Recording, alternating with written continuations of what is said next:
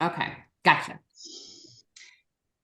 Hi guys, welcome to back to our real estate conversations with Jen Hornick and Bob Palestri. We are the Palestri Group, and we normally come to you with market updates, especially on Long Beach Island. And today we're hoping to bring you some great information if you are thinking about selling your home.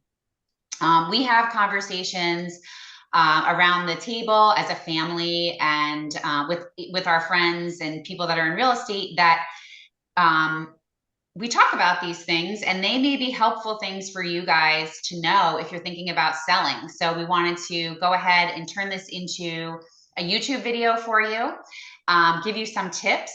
And if you have any questions after we're done, we'd be happy to answer them for you. So with that, um, I'll introduce Jill Pena in a minute, but Bob, did you want to talk about? Sure. I always like to talk, Jen.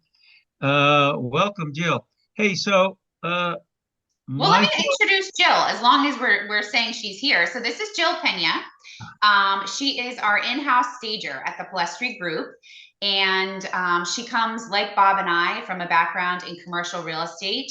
And she is trained in interior design and art.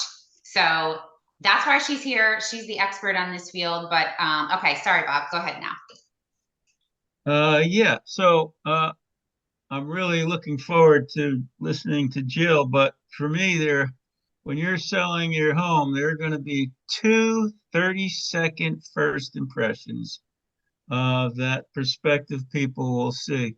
The first 30 seconds is when they pull up to your house. Think about that. The second 30 is when they open the door and walk in. So really, you're going to lose buyers if you fail on either of those 30-second windows. So something that has happened to me before that I don't know if you want to chime in on this, but you lose momentum when, as an agent that is bringing a buyer to a house, I open the lockbox, I take out the key, and it doesn't work, or it's sticky and I'm fumbling around with it. That sort of like takes the it takes the wind out of the excitement of going in to see a house that a buyer is really looking forward to seeing. So as a seller, just make sure when you're getting keys made for your realtor, maybe the freshly newly made keys aren't the best ones that should be in the lockbox. Maybe you should have the key that you're used to using that works consistently, put that in the lockbox. Or even if you have a pin pad code, when the house is sold, you can change that, so use that. But I agree, you have a very minimal amount of time to make that first impression. So And I if wanted I, to, oh, whoops, sorry. sorry. One last thought from Bobby P, then I'll be gone. If it's my listing or if it's our listing, one of us is going there before any buyers come with another realtor and turn on all the lights and make it look cozy. Yep. So why I'm so excited about having Jill on the call and having someone in-house is that a service that's complimentary to anyone who lists with us is a consultation for staging. And this worked extremely well most recently in Palm Coast, where Jill was able to come in. She was able to speak with me and the homeowner, and with a few pieces of furniture being moved and a few other of her ideas, we were able to stage the house so it was more inviting for a wider variety of people. And that home was under contract in 3 days. And I truly do believe that it was a wonderful home and gorgeous and a fabulous location, and it would have gone under contract. But I don't know that it would have been so quickly if we hadn't done the staging. So with that, Jill, Jill's going to give us some home staging tips and talk to us a little bit about how to do that for your house. Well, thank you. I'm happy to be here. So I there's a lot you can do for staging, but I narrowed it down to my top 3 staging tips.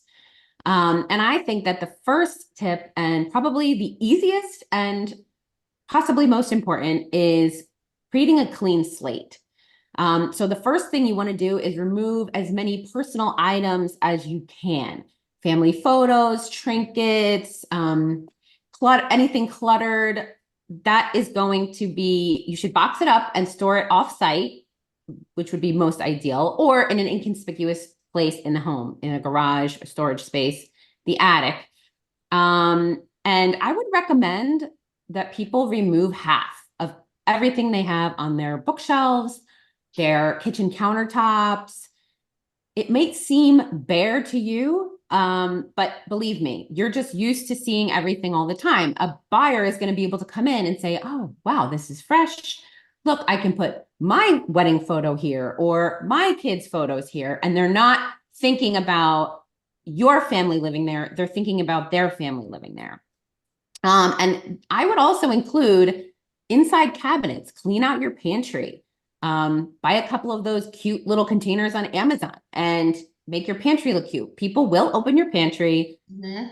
They're going to look around. So I think that it's important to make sure everything looks neat and well cared for. And that is really probably the simplest and the quickest thing you can do. And you can also look at it as it's the first step in packing your things.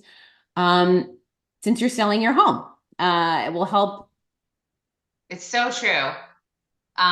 It is, it's the first step. And actually the woman in Palm Coast said, oh my gosh, because we had done all of this for the staging, I would have got a jump start on my packing. So when so they were very glad about that. The other thing is, Bob, how many times have you opened a closet and everything like falls out of it, like all the brooms and everybody like shoved everything into that closet?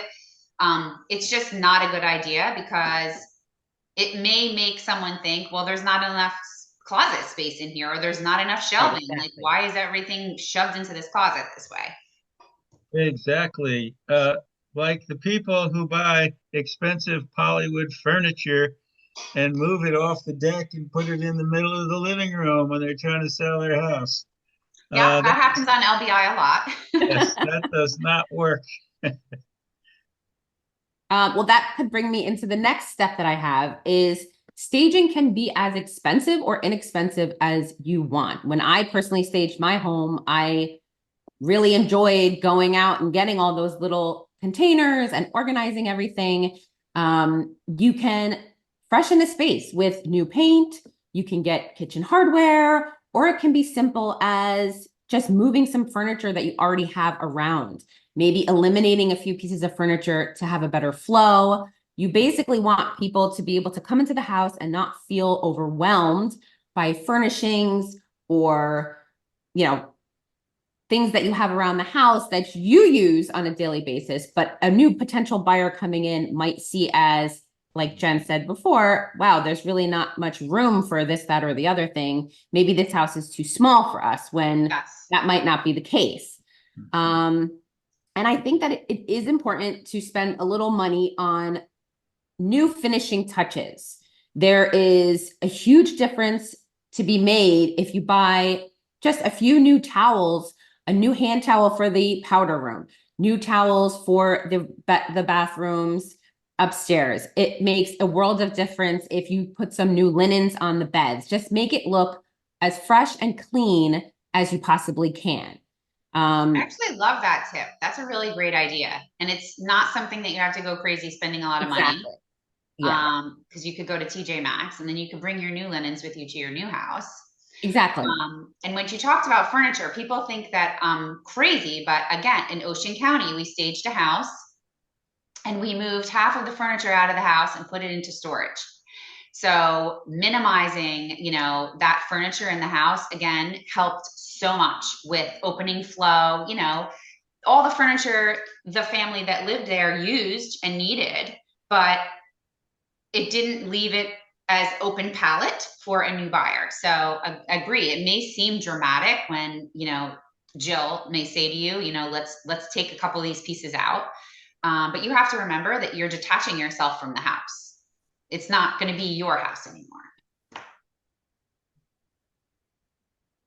Well, that also brings me into the third point, which maybe some people don't think about as often as the others. You know, obviously, oh, sure, I'm going to keep my house clean. I'm going to get ready for the open house or whatever. But I think it's important for people to show their spaces in their homes as intended.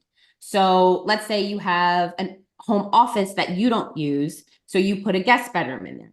Or maybe you have little kids and you have a breakfast nook where you have a little play place for them to play. Well, a potential buyer coming in might not have little kids, so they can't visualize having their coffee in the kitchen in the morning because there's kids' toys in there. Or they might work from home and they can't envision an office because you have it set up as a guest room. You have to understand that some buyers might not be able to visualize it. You have to make it as easy as possible for them to see themselves living in your home so that you can sell it as quickly as possible. So for a few weeks while you're And for the showing most your house, money. what's that? And for the most money.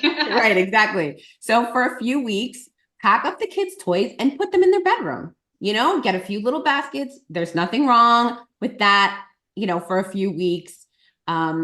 Take the guest bedroom out of the office and put it in storage and either move a desk in there or get a cheap little desk from Amazon or something and put it in there with a laptop for a few weeks. You know, you have to really make it easy for buyers because you don't want them to get turned off or, oh, this place doesn't have enough room. This doesn't work for my lifestyle. And then if you know, get a little bistro table for the breakfast nook, you might have people coming in there and saying, wow, it's so perfect for me having my morning coffee before I go to work in the morning or what have you. So I really think it's important to, like you said, Jen, detach, think about how a new person would want to come in and just give them as easy as possible, visualizing themselves in that space for the rest of their lives. I love it. Really good. Thank you. Yeah, my pleasure. Do you have anything else to add or any questions for Jill while we have her? No, I think we're good, and we'll be talking to everyone soon, I hope. Yeah, thank you so much, Jill. I love your tips. I love working with you. And again, if you guys have any questions, we can get you in touch with Jill for Bob and I. And again, you have a complimentary consultation for staging when you list with us. So it's a great service. Take advantage of it. And believe me, the smallest little things that you can do will really honestly make such a difference for your pictures and your presentation when you're selling. So thank you very much. And we hope to bring you more of our real estate conversations. Take care. Thank you.